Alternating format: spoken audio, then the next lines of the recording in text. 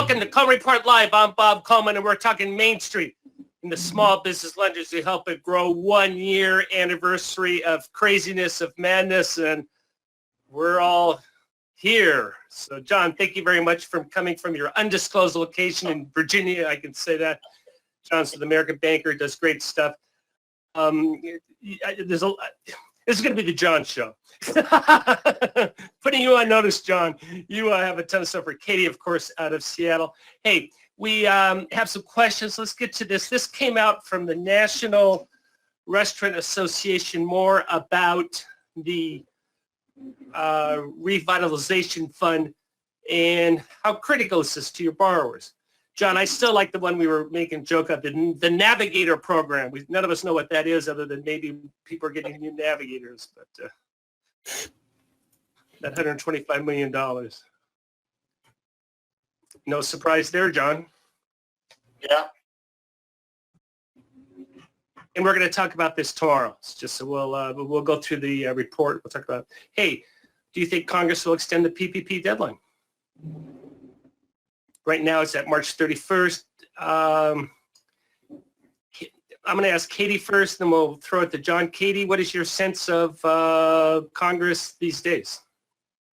I'm definitely going to say yes on this one. I don't know how much of an extension and in what form, but yesterday the House did have a hearing and they were discussing this, and they seem open to the idea of extending it in some form.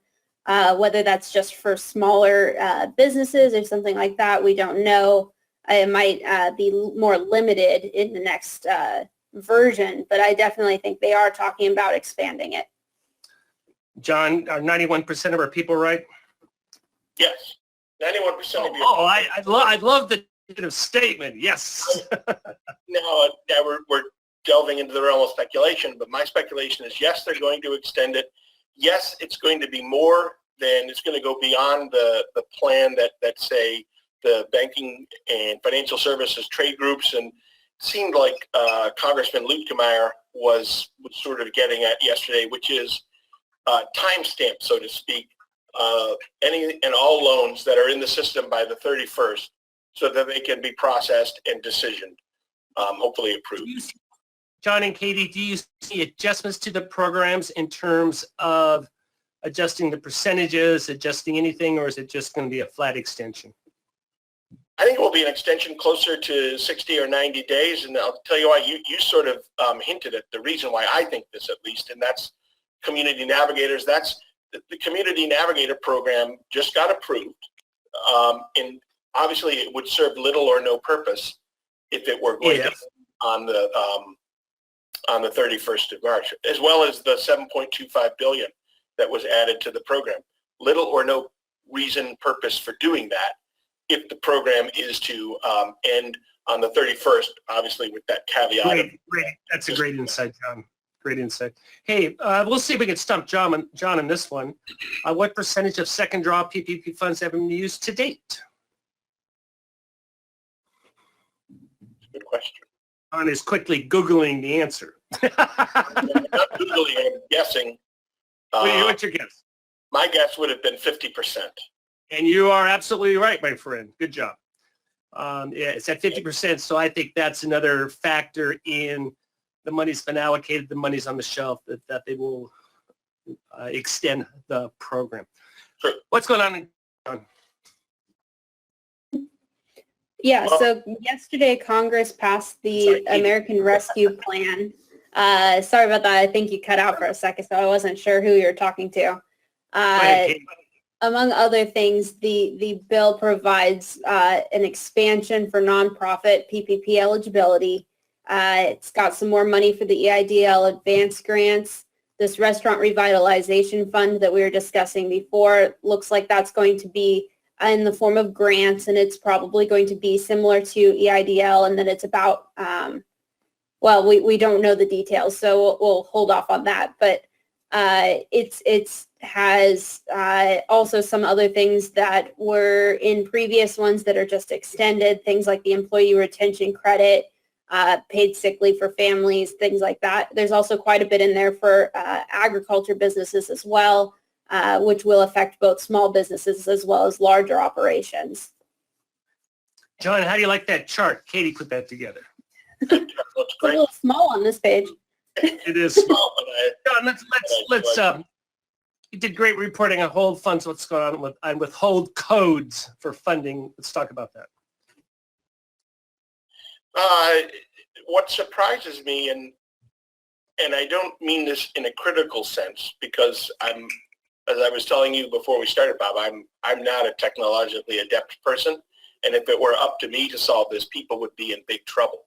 But but the fact is, it's been identified as an issue for really almost from the start of this newest iteration of PPP lending, and they're still struggling with it.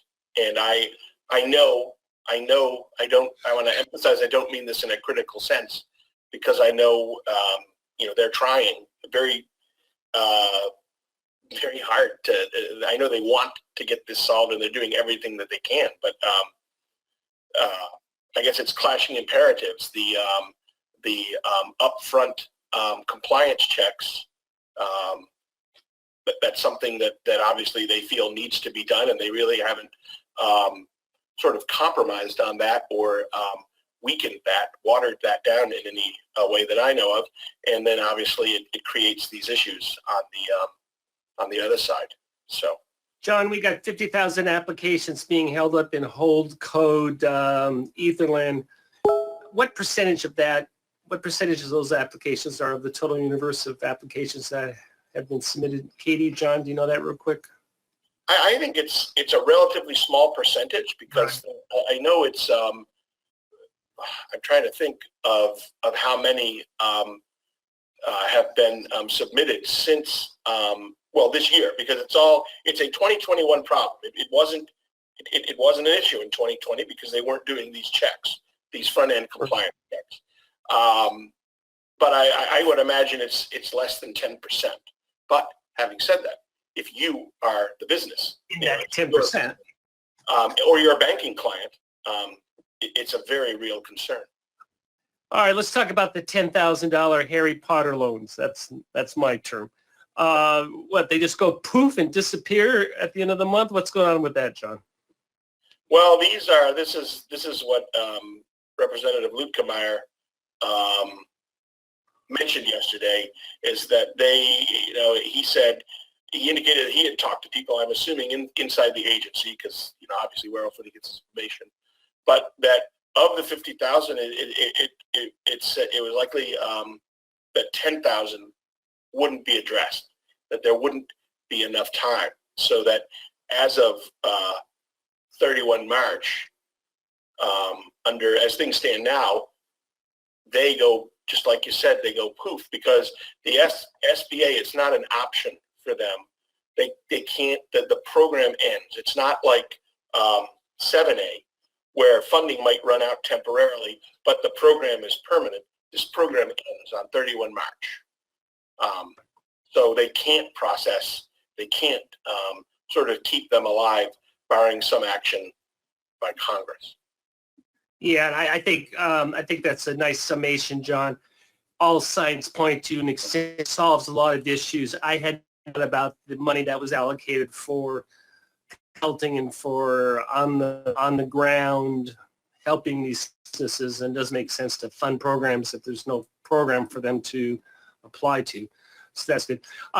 Look at my interesting, the ranking member, his family owns a car dealership. He's out of the Midwest somewhere. I don't know what state, but he's very active. He understands franchise issues. He understands credit elsewhere issues. He understands small business issues. So what little I've interacted with him, he's very small business savvy.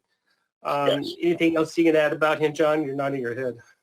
I believe his family has been involved in banking as well. Right. We own a bank, yeah. And I know it's not really connected to PPP, but I know he has been very vocal about CECL and the need to sort of cancel, if I can use that term, CECL. So he is not. Define CECL real quick, because people don't understand. What is CECL? credit elsewhere. It's the accounting program. Current. I've been do so much on PPP that I've forgotten. I used to know that acronym by heart. Forgot your acronyms. I forgot my acronym, but it is the accounting sort of methodology where the lender has to estimate the credit losses, lifetime credit losses. Mark to market. Yeah, at the top of when they book a loan. That's right. sort of the thing. And then, of course, they revise those estimates every quarter, but it's upfront loan loss reserves. Yeah, so you may not agree with him, but I certainly in all his policies, but I certainly appreciate the fact that this is someone who understands community banking, understands small business, understands the importance of employment to a Main Street rural community. And I think that's very, very important in today's atmosphere. I believe they said for the first time in ever, a couple of Congresses ago, they did not have one farmer, which was an interesting telling stat about the makeup of Congress and what their attitudes are. So that's nice to have that. What other stories are you working on, John? Well, those are the big ones now in terms of PPP. I guess I'm thinking I should go back to CECL now, but current expected credit loss. But oh, very good. Current expected credit loss. What's the IC? CECL. We'll give you a pass. Thank you, then. CECL, not CECIL. But those are the big things. And then I was talking with I don't want to give the name of it because I want people to read the story. But I was there talking. You go. That's why you're here. By the way, John's here on his own dime, and he's here on behalf of American Banker. And the reason why we have him here is one for his insight, but please patronize his stories and tell his editors what a good job he's doing. Anyway, go ahead, Joe. Well, I don't know. I might not be doing such a good job. Don't leave off with the editors. But he was saying that prior to PPP, they were not at all a big SBA lender. They did some loans here and there, and now 18 months later, they've been a big PPP lender, but they're also bulking up to the point where he believes that very soon they'll be in the top 10 in the country. Wow. In SBA lending. So like to follow up on that. Yeah, that's a fascinating story because my numbers are off, but let's just say they've doubled the amount of lenders who have participated in PPP lending over historical 7A lending. Right. And now they've had a taste with the government. It's the old SWOT analysis. There's opportunities in this type of lending. There's also traps, but it can be very profitable done correctly, and it's a great program for your borrowers. So managed properly, it can be very good. That's why I'd like to see a lot of other lenders put their toe in the water. Katie, what's going on with the Shuttered Venue Operators Grant? Yeah, so we learned a little bit more information about that grant program last Friday. The SBA's kind of quietly issued 2 new documents that'll give you some more information about some of their frequently asked questions and tables summarizing eligibility, and there's a checklist as well in there. Unfortunately, we haven't received the start date or the actual application yet.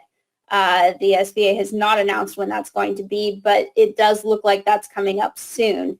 Something else to note, though, is in this new bill that just passed, they are talking about opening it up. So if you have a PPP loan or had one, then you should also be able to get this under certain situations, which was not the case previously. John, I don't have the answer to this, and I doubt you do. I'll just throw it out there, though. But why did the agency, Congress, put together these shuttered venues and these restaurants as grants as opposed to loans? Any idea? Well, as the situation stands now,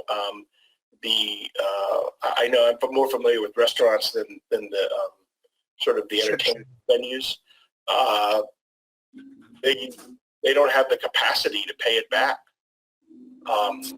And I'm sorry. I misphrased the question. I guess what I want to know is why, for funding, why are the restaurateurs getting grants as opposed to getting another loan from the lender? Why are we doing it through SBA and not through the private sector banks? Any idea?